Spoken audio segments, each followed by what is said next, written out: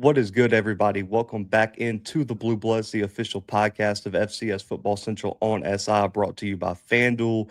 Today, we're joined by a very special guest as we continue our Coach's Corner series. New Montana head coach Bobby Kennedy joins the show today. Coach, congratulations on getting through your first spring. Have things died down at all for you with this hectic few months you've been having? Well, after spring ball, not going to practice on Monday, Wednesday, and Friday, you kind of wonder what you're going to do, the afternoon. But there's always stuff to get done. So it's died down a little bit, but I'm getting ready to go on our spring tour. So I know it's gonna heat back up.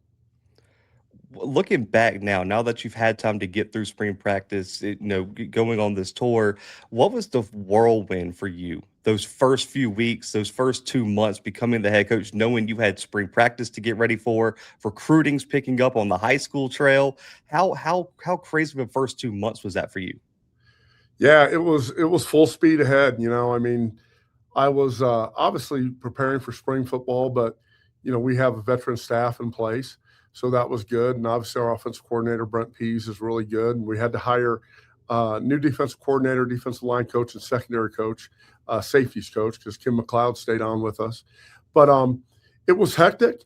But I'll tell you, I'm a person who loves to stay busy, and so whether it be planning for spring ball or recruiting, especially the in-state guys here in Montana, we've made that a real priority, getting to know guys and making contact with them. It's been fun. I'd be less than honest if I didn't tell you that I've enjoyed every second of it. I got to ask, is that we famously had a head coach come on here. My guy, Coach Killo, down in Incarnate Word. He said every first year head coach will agree those first 2 weeks are like trying to drink from a fire hose. He said everything's coming at you a million miles per hour. Does that stand true? It does. In fact, what I didn't realize I did as an assistant, but now I realize it as a head coach. During the day, everybody walks in your office and says, "Hey, do you have 5 minutes?" And usually 5 minutes turns into 15. And so you have stuff to get done, whether it be in recruiting, whether it be planning for practice, whether it be meeting with other players. And yeah, it is drinking water through a fire hose. But like I said, I've enjoyed every second of it. I think one of the unique things with you being named the head coach, because when obviously Bobby took stepped away from the program, there was a ton of talk on social media about roster retention and how you and the staff were going to approach that. Mhm. Because I thought the really cool thing about this was I think I saw every single player come out on social media and voice their support heavily for you and standing behind you. You guys didn't lose anybody. You have all the stars coming back. What did that mean to you as a coach, and how did you and your staff approach those conversations behind the scenes? What's funny is there were never any conversations behind the scenes in terms of, hey, are these guys going to hop in the portal? I believe this that the players here, number one, are committed to Montana and being great players here. It's a great place to play. They call it the Mecca of FCS football for a reason, right? I mean, our fans, our stadium, facilities we have, everything's in place here. And what I tell people is this: um, I'm very fortunate, right, that I had great support not only from our staff but also from our players. And it was amazing how many guys came into my office after they found out I was going to be the head coach. And hey, coach, like there's not talk of anybody leaving because number one, we love you, and number two, like we think you're the right guy at the right time. So that meant a world to me. But also, you know, like I said, and I've told a bunch of people this before, Bobby left this place in great shape. I've got great respect for Coach Houck. Obviously, we've been friends for over 25 years.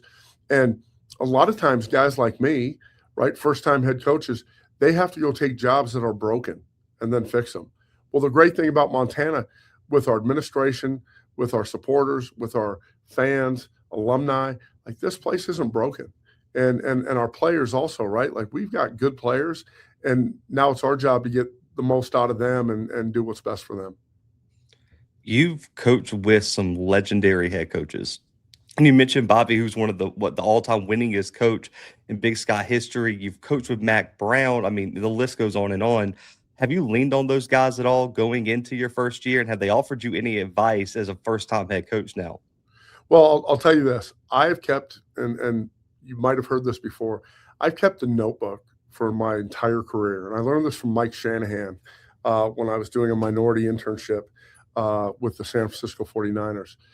He had me write down every speech that George Seifert gave to his team when after practice, in meetings, and from what I had heard, Mike had used that all during his career. Well, my notebook was, from gosh, you talk about the guys I've been with, Joe Paterno, okay, John Makovic, Mac Brown. I mean, there's so many guys, Kirk Ferentz, Joe Tiller, Jim Caldwell, Rick Neuheisel, Keith Gilbertson. I mean, I've been around. Mike Bloomgren was I'll tell you what, I learned more from Mike Bloomgren in the year that I was with him, just in terms of preparation, dealing with players. Because he had a tough job there, but he attacked it every day. But I've been really fortunate in my career to learn from the best. And I've had conversations with Mac Brown. I've had conversations with Mike Bloomgren, Jim Caldwell, Lou Tepper, the former head coach in Illinois. And so taking bits and pieces from what I've learned from those guys, but then also being able to call them and ask them for advice. Ask them, hey, coach, what do you think about this? Mac Brown is a great resource for anybody. Obviously, he did it at a high level for a long time. He still has, just plethora of experience that I'll probably never achieve. And so taking from those guys and having good relationships with those guys, right, is important too. And so I've been really fortunate and blessed in that regard. I have a unique from an FCS media standpoint, we don't cover a ton of recruiting, and our site just recently kind of got into it. I think the biggest thing, and I'm sure you've heard it a million times, every time I got on social media, Grizz fans were screaming, we need to recruit more Montana kids. We need to recruit more kids from Montana high school. You and your staff have put such an emphasis already on going to get those in-state kids. And you guys went on a string there where I think it was about a week and a half, 2 weeks, where you guys felt like it was a commitment every 24, 48 hours. Why is that important? And how have you guys went back to building those pipelines to these Montana high schools? Well, the base of this program will always be built with Montana kids, number one. And I think there was a re-emphasis, right, in getting out in the state, not only with the players, but also the coaches.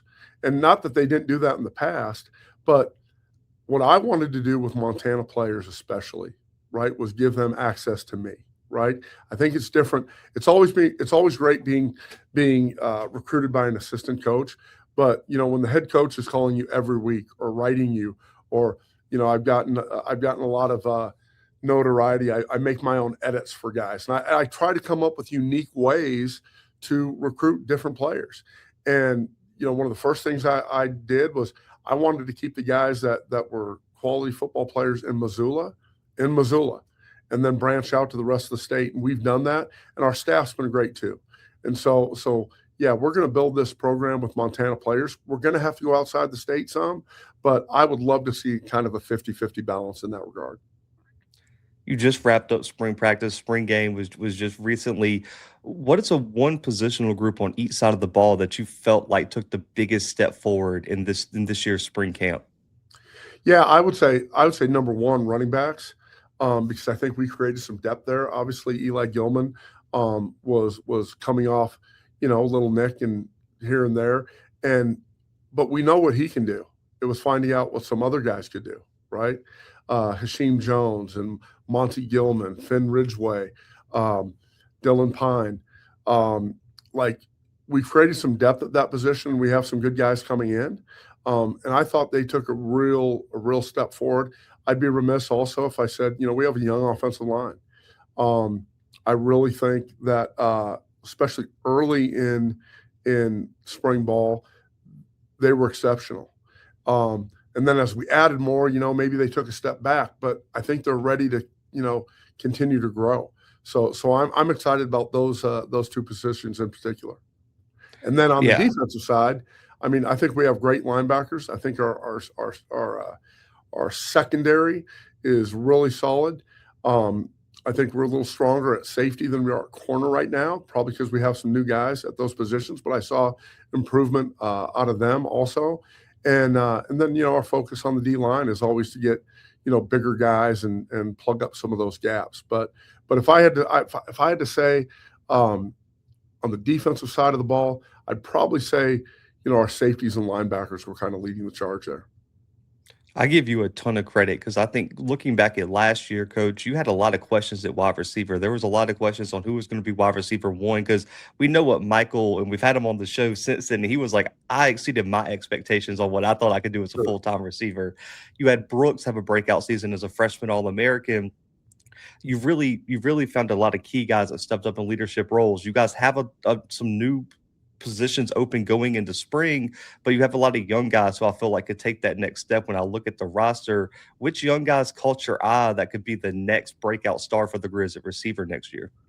Yeah, well, I'll tell you, LaKeldrick Bridges had a great spring, and we've kind of been waiting for him to step up, and he made that step forward. I'm really happy for him because he's he's just a happier guy these days. A lot of times when not only when you have success in the classroom and then on the field, like kind of your whole life kind of falls into place. I feel like he made those steps because, be quite frank, he was deficient a little bit, in the last year in either one of those areas. And for him, like when I see him walking around and like he's doing so good on the field, but he's smiling, he feel like he's a part of the group. He took a real step forward. Um, I was really pleased with we got another guy transfer from Minnesota Legend Lions. You can see his potential. Okay, he's not there yet. He's not a finished product. I always say it's not, from quoting the great Dwayne Akina at the University of Texas. I mean, it's not add water instant player. Um, but I see those two guys taking those steps. Um, and then also, like, I really think some of our tight ends like are ready to kind of break out. We're not there yet, but I feel really strongly about those guys. It was good for our quarterbacks, right? It was good for our quarterbacks to get a bunch of reps. Uh, because Kaylee obviously has experience, but some of those other guys might not have gotten some snaps. And so I was really pleased with LaKeldrick, with Legend, Hasheem Jones, our running back. I mean, I think he is a talented guy that can take it to the house every time you give it to him. So really pleased with those guys. And you mentioned your quarterback with Ayat. I thought last year there was probably not a quarterback in the country that took a bigger leap from 2024 to 2025 than he did. I mean, leading the country as one of the top passers in the country, first team All Big Sky, Walter Payton finalist, all that. Where's his ceiling, and how impressed were you with his growth last season as just an overall quarterback? Yeah, really impressed because I saw his leadership start to develop. Him being able to communicate with the wide receivers and the other guys on offense as the season went on, and he really kind of took a step forward. But I'd be remiss to say this also, right? Like, I've been around. Like Greg Davis was always my standard. Oh, sorry about that. No, you're See, good. you gotta turn off your phone when you're on a Zoom. But I'd be remiss to say this, like when I was with Greg Davis at the University of Texas and the University of Iowa, he was kind of my standard as the offensive coordinator. And I think Brent Pease does such a great job in not only developing quarterbacks, but also like giving our the personality, our toughness to our offense. And I saw the way that he was coaching Kaylee, and I think those two guys really meshed together. And so as Kaylee got more confidence, I think Brent put more in his hands, and then you saw his ability come through. The last two questions here. Obviously, last year's semifinal run, you guys have been in the national championship game as recently as 2023. When you look at the program and taking that next step, and it's funny, I have coaches on here and I ask this question, and the next step for some teams are playoffs. The next step are semifinal appearances. For you guys, it's holding that trophy at the end of the year in Nashville. What are the keys, in your opinion, for Montana to get that next step and win that first national title since the early 2000s? Yeah, obviously we've got to stop the run. Okay, like we've got to do a great job playing defense and stopping the run. We've got to be able to rush the ball effectively. Okay, and we have some weapons, like I said, at running back, and then also quarterback.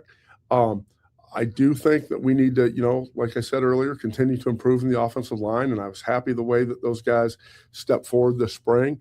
But I'll tell you this: right? Whether it's stopping the run, rushing the ball, playing great special teams, doing those things, creating explosive plays, limiting explosive plays, like those are the things that win football games, right? And and then the other thing that I would say is, everybody wants to point to me or our coaches, and obviously we set the tone for our program. But when you have a player-driven program and your players step forward with leadership and accountability and doing the little things right and understanding what it takes to be a champion. I'll tell you, the greatest team I was ever a part of was at University of Texas when we won the national championship and beat USC. Well, that was a player-led team, and whether it be Vince Young, whether it been like David Thomas. I mean, there were so many great guys on defense, but the players stepped forward. They executed the schemes, okay.